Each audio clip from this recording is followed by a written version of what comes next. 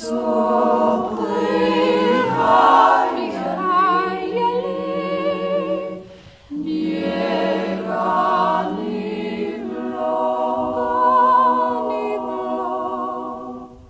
ti opazil, kdo vse je manjkal na petkovi osrednji proslavi Dneva državnosti? Pravzaprav ne, ampak gotovo je manjkal marsikdo, saj je celo slavnostni govornik Danilo Türk omenil, da nekatere pogreša. Danes nocoj ni vseh tu, vendar so z nami v naših mislih prav vsi. Me prav zanima, koga je imel v mislih. Koga neki?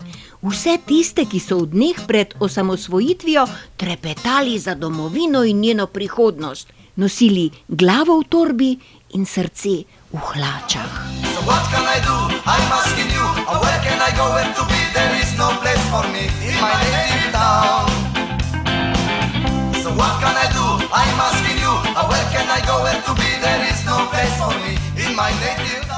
Ja, to pa res. Lepo bi bilo, ko bi prišli na državno proslavo in predstavili svoje zasluge. Ti veš, da res? To šele bi bila folklora. Profesor FDV in sedanji slovenski veleposlanik v Avstraliji, Milan Balažic, bi denimo lahko zbrano občinstvo razveseljeval spomini na čas, ko je sonarodnjake opogumljal takole. Menimo, da se v tem trenutku je težko in nesmiselno odpovedovati Jugoslaviji, ko v vsej Jugoslaviji zmagujejo oziroma pridobivajo na moči in ugledu demokratične sile. Ja, nekaterim se je pač zdelo škoda zapustiti tako perspektivno politično tvorbo, kot je bila Jugoslavija leta 1990.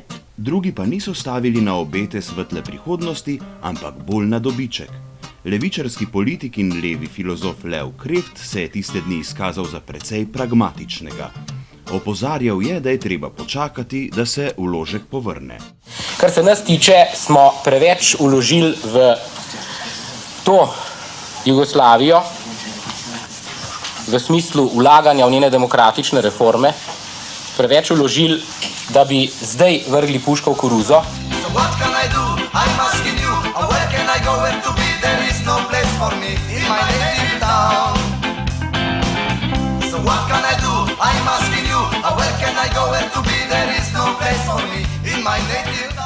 Že prav, ampak zdaj bo kdo ugovarjal, da so bili to pač profesorji in filozofi.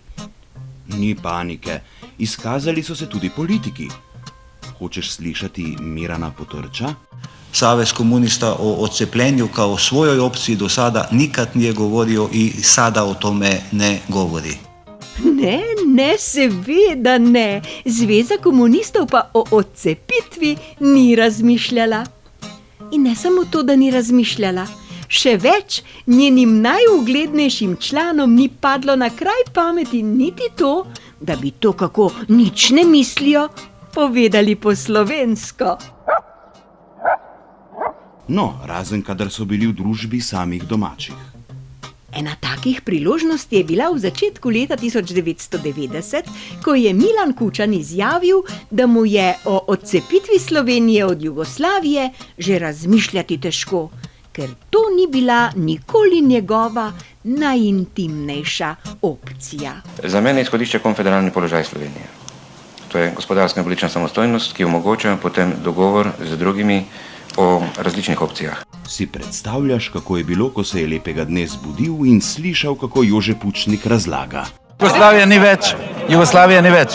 Gre za Slovenijo. Ja, če bi vsi, ki smo jih našteli, nastopili, to pa bi bila proslava ob Dnevu državnosti, ki bi jo bilo zares vredno gledati. Še posebej, če bi nastopil glavni zastavonoša in najpogumnejši med prvoborci, Janez Stanovnik, ki se je pred osamosvojitvijo na vse kriplje upiral pogubnemu načrtu. Ne nakladaj, preberi raje, kaj je Stanovnik rekel leta 1989.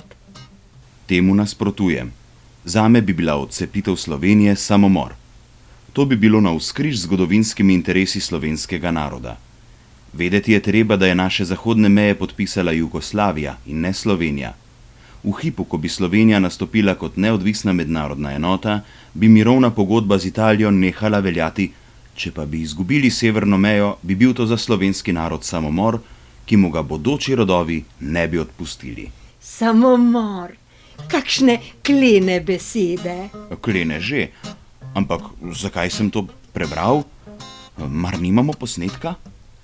Ja, imamo, ampak kako naj rečem, no, ja malo hrešči. Hlapci, za hlapce rojeni!